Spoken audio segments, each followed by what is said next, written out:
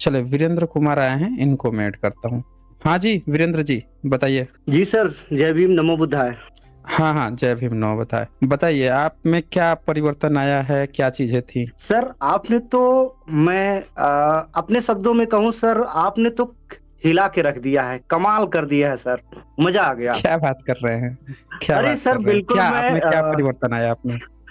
Sir मैं तो थोड़ा जैसे अभी जुड़ा था, जो स्ट्रीम हुई थी जून को, सौरभ लाइट जलाओ चेहरे पे।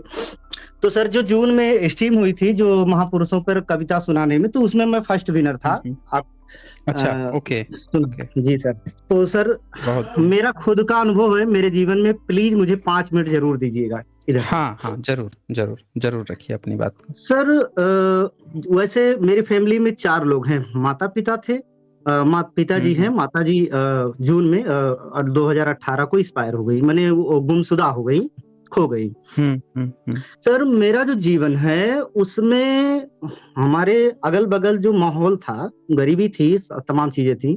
तो वहां पे एक ऐसी फैमिली थी, जो फैमिली थी तो अपने ही मतलब एससी कम्युनिटी की ही थी। तो उन्होंने क्या किया हम्म। था, गुप्ता से शादी कर लिया था अपनी नौकरी पीरियड में। अच्छा। तो सर उसके हम्म। बाद हुआ क्या कि वो अपने आप को, जैसे हमारे बगल में एक हॉस्पिटल है सरकारी, तो वहां पे वो पोस्ट थी, एएनएम थी। तो उन्होंने ओके। अपने आप को ये शो करने के लिए कि मेरा जो स्टैंडर्ड है, मेरा जो लेवल है, वो बगल का जो मोहल्ला है, वो लोग कहते थे हम्म। चमटोलिया है उधर, चमटोलिया सर अच्छा, ऐसे। बताएं। हाँ, चमटोलिया कहते थे।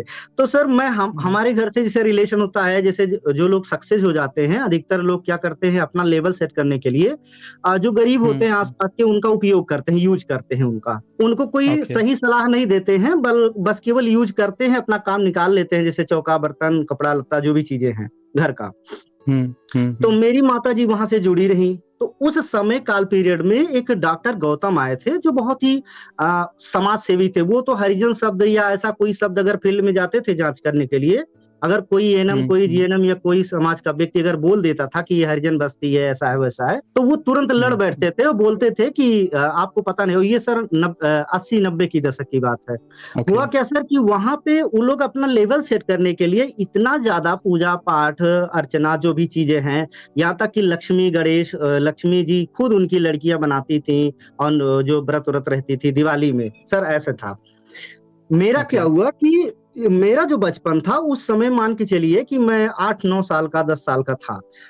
तो सर इस हम्म। इन्वायरमेंट में मैं भी जो था कि बहुत ज्यादा एजुकेशन, मेरे घर में कोई पढ़ा लिखा नहीं था। तो सर मैं हम्म। मैं भी उनके जो नाती उती होते थे, तो उनके नाती देख ही देखा जो है मूर्तियां उर्तियां बनाते थे, छोटी छोटी मिट्टी की। तो सर हम्म। मेरा भी प्रभाव ऐसा क्या हुआ कि मुझे भी इंटरेस्ट आने लगा, क्योंकि हम लोग बच्चे थे तो मूर्तियां बना के खेलते थे। तो जब नवरात्र ओके। में आती थी तो मूर्तियां बनाते थे, जैसे मतलब जहाँ फील्ड होता है, घास फूस होता है, वहां बना के हम लोग सजाते हो जाते थे, खेलते थे। धीरे धीरे हुआ क्या हम्म। सर कि मैं खुद मूर्तियां बनाने लगा। अच्छा। ओके। मैं खुद भी मूर्तियां बनाने लगा। मूर्तियां बनाते समय फिर क्या हुआ, धीरे धीरे धीरे धीरे, और मैं बढ़िया मूर्तियां बनाने लगा। फिर क्या हुआ, एक बार जो है ऐसे हमारे आसपास के लोगों ने कहा कि ऐसा है, या उनके घर के लोगों ने भी ऐसा कहा, उनकी दादी जो थी, कि आप भी हम्म। मूर्तियां बनाओ, और कम से कम अगर एक बार मूर्ति बना देते हो जो है ऐसा लक्ष्मी का या किसी का, तो उसको कंटिन्यू या हम्म। तो 5 साल या तो 9 साल या तो पता नहीं कैसे साल बनाना पड़ता है सर। तो अच्छा। मैं भी समझ लीजिए कि उस समय अपने दौरान जो समय था, मेरी माताजी वास्तव में तार्किक तो थी, लेकिन पाखंडवाद क्या होता है कि गरीबी या शिक्षा वो हावी रहता है। आप कितना भी तार्किक बन लीजिए, अगर आपके अंदर जागरूकता नहीं है, तो मेरी माताजी अवेयरनेस तो थी, लेकिन वो क्या था कि एजुकेशन नहीं था, तो इसलिए जो है बहुत ज्यादा उसका छानबीन नहीं कर सकती थी। तो सर मैं हम्म। भी समझ लीजिए लगातार मैंने जो है 2006 से लेकर 2009 तक, जी सर, हाँ हाँ हाँ। 2009 तक सर मैंने मूर्तियां बनाई। उसके बाद 9 दिन होता था, 9 दिन तक मैं व्रत भी रहता था, पूजा पाठ भी करता था। लेकिन सर मुझे शौक तब लगा जब मैं देखता था कि जो पंडित जी थे, जब वो आते थे मेरे घर पे, तो हम्म। मतलब सब कुछ कराते थे, जो कार्यक्रम होता था 11-11 बजे रात तक वेट करना पड़ता था कि आएंगे तो ये हवन कराएंगे या जो भी चीजें होती हैं। हमारे माता-पिता सारे लोग जगते थे और मैं ऐसे मतलब छोटा-सा ऐसे घर टाइप का बना के बाँस-वूस लगा के उसमें मूर्तियाँ रखता था। मैं खुद ही बनाता था, पूजा-पाठ करता था, सारा चीज़। तो सर धीरे-धीरे, हुँ, धीरे-धीरे जैसे टाइम पास होता गया तो मेरे जीवन में इंसिडेंट हुआ। मेरे फर्स्ट पहली शादी हुई। पहली शादी के दौरान फिर क्या हुआ कि जो कुछ ऐसे इंसिडेंट हुआ जो यहाँ पे नहीं बता सकता। तो उसके हुँ, बाद सर कि मुझे ऐसे तर्क तो था मेरे अंदर, लेकिन सर कोई रास्ता नहीं मिल रहा था। जैसे पढ़ाई में उस समय 7-8 में पढ़ रहा था। तो धीरे-धीरे सर क्या हुआ कि जब मैं मैंने बड़े क्लास में गया, जैसे मान लीजिए हाई स्कूल इंटर में मैंने जूनियर से ऊपर जाने लगा 9th में, 10th में, 11th में। तो मुझे हुँ, हुँ, सर तब तक जो है ये लगा, मैंने देखा कि बाहर की जो दुनिया है वो तो एकदम अजीब है, अलग है। वहाँ पे लोग हुँ, मतलब भेदभाव, जैसे पढ़ाई होता था तो वहाँ पे जो मास्टर होते थे कि वो सोचते थे कि ये जो है चमार बिरादरी के हैं, एससी के हैं, तो इनसे 2-4 प्रश्न पूछे, पढ़ाते नहीं थे सर, लेकिन प्रश्न पूछ लेते हुँ, थे, ये बताओ खा के पहले का आता है तुमको? अगर नहीं आता है तो जाओ पहले खा हुँ। पढ़ो। हाँ, सर ऐसे मतलब टार्चर करते थे। डिमोरलाइज़ करने के लिए और डिमोरलाइज़ सर करने एक के लिए। हाँ जी हुँ, सर, जो मतलब कि डाउन हो जाए ये मानसिक रूप से डाउन हो और ये जाए। दोबारा हुँ, हुँ, पूछे ही ना। हुँ, और सर हुँ, उसके बाद क्या हुआ कि कई बार ऐसा भी इंसिडेंट हुआ कि वो लोग ऐसे मतलब कह देते थे क्लास में, जब कान-ऊन पकड़ लेते थे सर 8वीं 9वीं की 10वीं की बात है, ऐसे कान पकड़ के हुँ। बोलते थे कि चमारिया है ये, चमारिया है, इसीलिए इसको आता नहीं है। ऐसे सर मैं ओहो! बता रहा हूँ, मतलब हुँ, ऐसा-ऐसा हुँ, शब्द बोलते थे। और बाद में सर मुझे जब ये मतलब उत्तर प्रदेश में बहन जी की उस समय सरकार थी 2007-8 में, हुँ, तो हुँ, हुँ, धीरे मैं आगे बढ़ा, पढ़ाई-लिखाई कंप्लीट किया। जब मैं ग्रेजुएशन में गया सर, तो मुझे लगा कि जो हुँ, इंटर से लेकर पहले जो पढ़ाई लीजिए मनुवाद से भरी हुई हैं, ब्राह्मणवाद से भरी हुई हैं।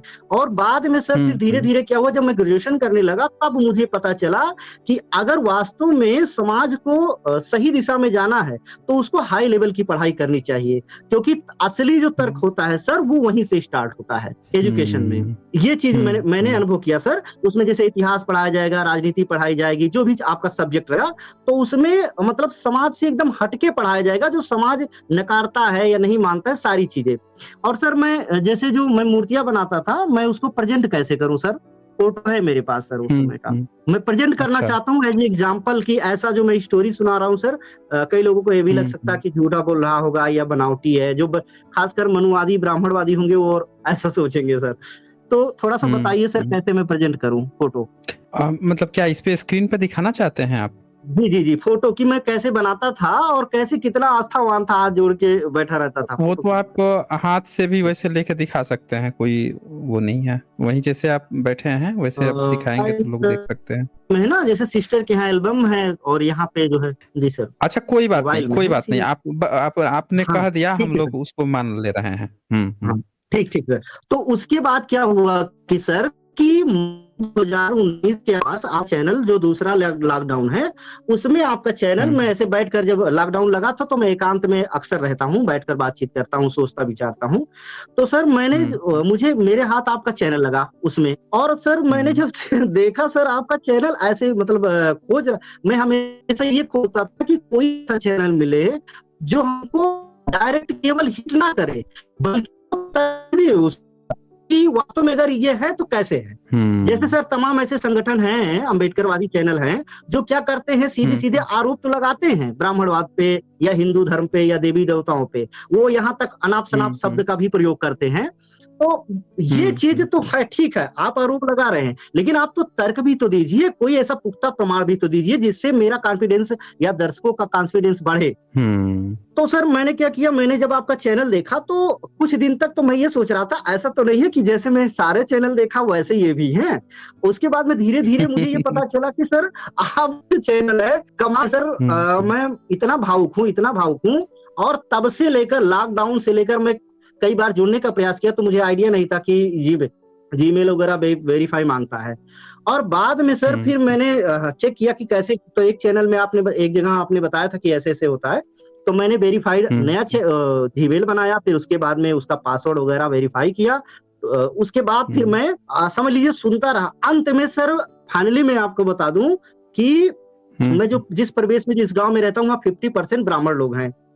और मेरे पूरे ओके। गांव में मतलब मेरे 250-300 लोग होंगे जो एससी कम्युनिटी के लोग हैं, उसमें मैं अकेला ऐसा व्यक्ति हूँ, ऐसा लड़का हूँ सर, कि जो खुले ब्राह्मण जो है मेरी पढ़ाई को लेकर मुझे मेरे रहन गरीबी है सर, मतलब ऐसा नहीं है कि बहुत हाई क्लास का हूँ, लेकिन मीडियम ऐसे फैमिली है, एलआईसी एजेंट हूँ। तो सर उसमें क्या होता है, वो लोग ये देखते हैं कि ऐसा गुमराह करते हैं। कई बार मेरे पड़ोसियों से कहते हैं कि अरे मेरे लड़के जो है हमारे लड़के जो है फैजाबाद में वहां पढ़ते हैं और अयोध्या पढ़ते हैं, लखनऊ पढ़ते हैं, हम लोगों के लड़के तो सक्सेस हो ही नहीं पाते हैं, ये कैसे सक्सेस हो जाएंगे पढ़ाई लिखाई में, ठीक है सर। तो मैंने उनसे कहा कि अब जा तो सर सुन लीजिए, मैंने कहा सर उससे मैं कि अब वो मिलेंगे तो उनसे जाकर ये कह देना, जैसे उनकी बात मेरे तक पहुंचाए हो, ऐसे मेरी बात उन तक जाकर पहुंचा देना कि अगर उन्हें पता है कि उनके लड़के नहीं लायक हो सकते हैं तो अपने लड़के को फैजाबाद लखनऊ भेजते ही क्यों हैं। जी सर, समझ रहे सर। तो धीरे धीरे सर ऐसा हुआ कि आज के समय में सर जैसे मुझे शक तो रहता था हर जगह, लेकिन जो आपने सर कमाल कर दिया कि आपने जो तर्क होता है धार्मिक रूप से, जो धार्मिक ग्रंथों पे, ईश्वर पे, ये जो तर्क आपने दिया सर, मतलब जैसे होते तो किताब में बहुत चीजें मौजूद, लेकिन जो कंक्लूडन जो आपने कंक्लूडन किया, जो निचोड़ दिया कि आप कोई सवाल करे तो ऐसे आप कर सकते हैं सर। आज तक अब मैं आज के समय में इतना साउंड में थोड़ी सी आपकी साउंड में प्रॉब्लम आ रही है। जी सर साउंड ना आपका बीच में थोड़ा कट जा रहा है। हाँ, आवाज आ रही है सर, आवाज जा रही है सर? हाँ, आ रही है। तो आज के समय में सर, जी सर, आज के समय में मैं इतना तैयार हो चुका हूँ, चाहे राजनीतिक विषय हो, धार्मिक विषय हो, सामाजिक विषय हो, कोई भी कहीं से वो प्रश्न करे तो मैं ऐसा सवाल, सॉलिड सवाल रखा हूँ, सॉलिड तर्क रखा हूँ, धार्मिक रूप से तो आपका, लेकिन सामाजिक या राजनीतिक रूप से जो जवाबदेही होती है, प्रत्युत्तर होता है, वो इतना मैं रख लिया हूँ कि ऐसे 20-20 लोगों को, 50-50 लोगों का भीड़ इकट्ठा हो जाता है जब मैं बोलता हूँ सर। बहुत बढ़िया। अब मैं चैलेंज कर देता हूँ सर कि ऐसी ही आर्मी चाहिए, ऐसी ही आर्मी चाहिए हर गांव में, हर घर में ऐसा बच्चा निकले जो सवाल खड़े करना शुरू करे। जी सर, जी बहुत बढ़िया। सवाल खड़ा मैं सर, जैसे मैंने पूछा सर ऐसे, मतलब कई जी सर लंबा तो नहीं हो गया? कोई बात नहीं है, आप 2 मिनट और बोलना चाहें तो 2 मिनट और बोल सकते हैं। जी सर। तो सर मैं जो तर्क रखता हूँ उसमें कई ऐसी चीजें होती हैं कि भाई, जैसे मैंने पूछा कि ये बताओ, मानो पहले पत्थरों पे लिखना शुरू किया या पहले कागज पे लिखना शुरू किया, तो बोलते हैं कि अरे नहीं, कागज तो मतलब हमारा जो लाखों साल पुराना है। हम कहते हैं तो बताइए भैया, जब हमारे पूर्वज पत्थरों पे लिख रहे थे, बौद्ध जैन पत्थरों पे लिख रहे थे, तो आपके पूर्वज अचानक मुंह से गपोड़ने के बाद सर, आपका गपोड़ना वाला भाषा बहुत मजा आता है सुनने में। तो गपोड़ने, आप लोग पूर्वज गपोड़ते गपोड़ते अचानक कागज वाली दुनिया में आ गए और पत्थरों वाली तमाम चीजें ऐसे हैं जो मैं तर्क रखता हूँ। जी सर, ठीक है। साउंड थोड़ी सी आपकी गड़बड़ हो रही है, पर हाँ, और मेरे ख्याल से आपकी तर्क रखता हूँ सर तो बहुत बढ़िया जवाबदेही होता है। जी सर, जवाब रखता हो तो बहुत बढ़िया होता है। और लोग, आज तक कोई ऐसा व्यक्ति नहीं है कि जो कोई भी इन सब मुद्दों पे बात करे तो वो जवाब नहीं दे पाता है सर, क्योंकि एक्स्ट्रा मैं कई और जनों से अर्जित कर लेता हूँ तर्क, और खुला मैं बोलता हूँ सर। मैं हाँ जी सर, बाद में फिर बात करेंगे सर, क्योंकि टाइम कम है। हमको लगता है आज नॉर्मली बात रखने के लिए है। हाँ, काफी लोगों का फीडबैक मैं ले रहा हूँ, क्योंकि लोगों की बहुत ज्यादा डिमांड थी कि इस तरह का फीडबैक सेशन होना चाहिए। जी सर, आपसे बात करते हुए ऐसे लगता है कि कितने घंटों बात हो जाए सर। ठीक है वीरेंद्र जी, ओके ठीक है सर। जय भीम, नमो बुद्धाय सर। हाँ, जय भीम, नमो बुद्धाय जी। चले अगले कॉलर को ये स्क्रीन पर लेने से पहले यहाँ पे ये संतोष जी कुमार लिखते हैं, ओबीसी से ज्यादा आजकल SC ST गीता का डिस्ट्रीब्यूशन कर रहे हैं, कहते हैं कि हमें गीता की अच्छी बातें ले लेनी चाहिए, ब्राह्मण इसीलिए अपना कचरा हम लोगों से ढुलवाता है। देखिए संतोष जी, आपने कितना अच्छा पॉइंट यहाँ पे पकड़ लिया है कि वो पूरे गीता में जहाँ वर्ण व्यवस्था की बात है, तो वर्ण व्यवस्था में आप क्या लेंगे?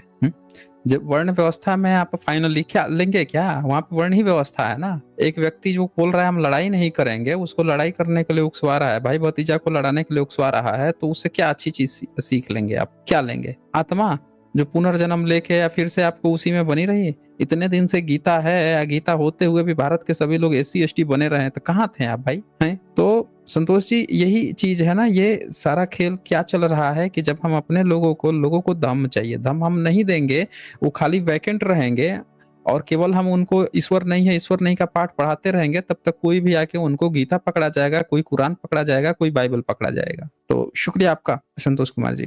गोलू राया यहाँ लिखते हैं आपकी वीडियो से बुद्ध धर्म में फॉलो करने लगा हूँ। अच्छा जी, बहुत बढ़िया जी। योगेश कुमार लिखते हैं जय भीम सर जी, मिल गया, मुंह से बच्चे पैदा करने वाला मिल गया। गैस्ट्रिक ब्रूडिंग मेंढक एक लौता जीव जो मुंह से बच्चे पैदा करते हैं। अच्छा जी, ओके जी। अच्छा ऐसा है क्या? गैस्ट्रिक ब्रूडिंग मेंढक मेढक की प्रजाति तो जहां तक मैंने जाना है कि वो मेढक और मेढकी जो है उनका बाह्य निषेचन होता है, यानी एक्सटर्नल उनका वो एग्स और स्पर्म जो है वो पानी में मेट करते हैं और उससे बच्चे होते हैं। तो आप देख लीजिएगा, मैं भी एक बार चेक कर लूंगा। फिर यहाँ पे राज रानी यहाँ पे लिखते हैं जय भीम नमो बुद्धाय सबको। सर जी बुद्धिज्म कैसे शुरू किया जाए? हम लोग बिल्कुल नए हैं, सब 40-45 साल वाले धर्म छोड़ रहे हैं आपको सुन के। अच्छा जी। देखें बुद्धिज्म की शुरुआत हम लोगों को नहीं, वो तो 2600 साल पहले ही तथागत बुद्ध और उनसे पहले भी पूर्व बुद्ध से चली आ रही है। हम लोगों को तो बस अपने घर में वापसी कर लेनी है, सुबह के भूले हुए हैं, शाम को घर पे वापस लौट जाना है, और तो कुछ है नहीं। अपनी मिट्टी है, अपना धम है, अपने महापुरुष हैं, सब चीज तो अपना ही अपना है, हर एक चीज अपनी ही है। हमको तो बस उसका आत्मसात कर लेना है, अपने अंदर उसको स्वीकार कर लेना है। तो यही चीज है। बहुत शुक्रिया आपका राजरानी जी। सचिन जी लिखते हैं we had always known doctor V.R. Ambedkar but the profound truth that our ancestors were Buddhist. We came to know from you with proof. जय भीम नौ बुद्धा। बहुत शुक्रिया जी सचिन जी। बहुजन जिंदाबाद लिखते हैं SJ सर जी, मैं तो नास्तिक पहले के तरफ दौड़ रहा था बट आपको सुनने के बाद पूरा नास्तिक बन गया और अमित तिवारी जी का फैन हूँ। अच्छा जी, ओके जी। और फिर इसके बाद से तिलक राज उपल लिखते हैं जय भीम SJ सर, हमारे पारिवारिक जीवन में दुख ही दुख है, हम दुख के निवारण के लिए बुद्ध की कौन सी बुक सही रहेगी? देखें अगर आपके पारिवारिक जीवन में दुख ही दुख है तो बुद्ध से बड़ा डॉक्टर कोई है नहीं जो दुखों पे काम किया हो। दुख पे काम करने का काम तथागत ने ही किया था, उन्होंने ही शुरुआत की थी, बाकी सब तो सिर्फ फॉल्स होप दे रहे थे।